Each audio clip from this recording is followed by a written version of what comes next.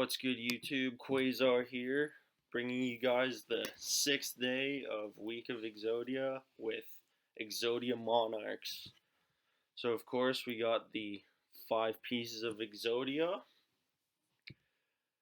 We're playing one copy of Kaus, one copy of Kuraz, just your single monster tributes. They're pretty good.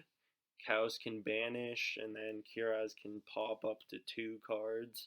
And then whatever cards that got popped, the controller of those cards draws 2. So essentially, you can just drop him and then pop him, and then if you control another card, pop it, you get to draw 2. So that's essentially what he's in there for, but you can also pop your opponent's stuff. No, whatever. 3 copies of Adio, of course. You want to be playing 3 combos well for Adios. So basically, you can just summon, special summon, and then from there you get an additional tribute, so you get 2 monsters on board, and then that's where these big guys comes in. Aether, whenever it's tribute summoned, you can send 2 Monarch spell traps from deck to grave in order to special summon another, like either your Monarchs or your Erebus from deck, but it gets returned during the end phase. Also, during your opponent's main phase, you can banish one of your spell and traps in grave in order to tribute summon on your opponent's turn. So, really cool with that. And of course, Erebus, again, another just big 2 tribute monster. Whenever it's tribute summoned, you can target either a card in hand, on field, or in grave and banish it. So, I like to target my opponent's hand and just make sure they can't play Yu-Gi-Oh! 3 copies of Domain. Domain shuts down a lot of decks. Basically, if you control a tribute summoned monster, your opponent can't special summon from the extra deck. Pantheism, really good. So send 1 Monarch spell or trap from hand to grave, draw 2 cards. Then if this is in the graveyard, you can banish it, reveal 3 Monarch spell or trap cards. Your opponent selects 1 to add to hand, the other 2 get shuffled back into the deck.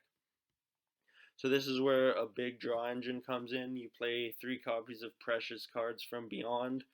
So every time you tribute summon a monster using 2 tributes, so using like either of these 2 guys getting dropped because they need 2, you get to draw 2 cards. So essentially you're just giving up the 2 monsters on board, but getting 2 more cards in hand, so you're hopefully able to draw into Exodia a lot quicker that way. Tenacity is really good for thinning out the deck. You just reveal one of your Monarchs, and then you get to add a spell or trap from deck to hand. So basically, you can activate that, reveal, I don't know, whatever Monarch you have in hand. You can add Pantheism, activate it. You could discard another Monarch spell and trap. It'd be really good if you discard Prime. But anyways, you can just then draw 2, and then when it's in grave, banish it, reveal another 3, and just keep going from there. So yeah, 3 copies Tenacity, 2 copies of the Monarch Stormforth, because using your opponent's monsters as tribute fodder is just brutal. Trial and Tribulation is a really good card now. Now that Monarchs are just so powerful, you're going to be tribute summoning a lot.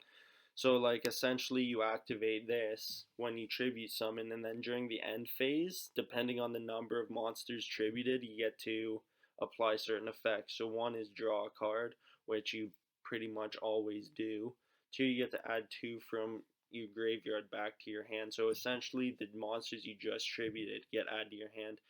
And then 3 or more, you get to destroy up to 3 face-up cards on the field. So your opponent has like pendulum scales, has monsters, you know, continuous spell and traps that are just a problem. You can just deal with them by like destroying them. So yeah, that card's really good for that. 1 copy of March, just so you can protect your Monarch cards. 1 copy of Return. This card allows you to add your other Monarch cards from your deck to your hand. So whenever you tribute summon, you get to add a monster with a different name from the monster you just summoned from your deck to your hand. So it keeps your hand healthy as well. And lastly, we play 2 copies of the Prime Monarch.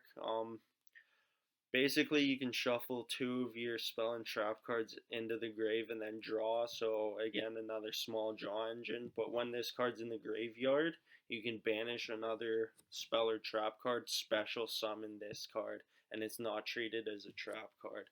So it has 1000 attack, 2400 defense, level 5 light fairy type. So it's pretty cool.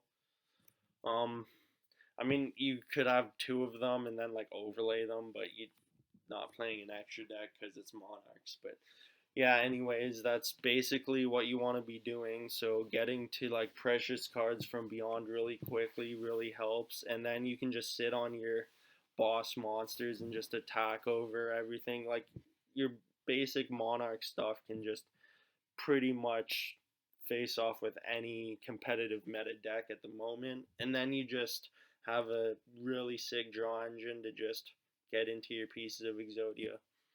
So that's it for my Monarch Exodia deck profile. Remember to like, comment, subscribe, and we'll see you next time.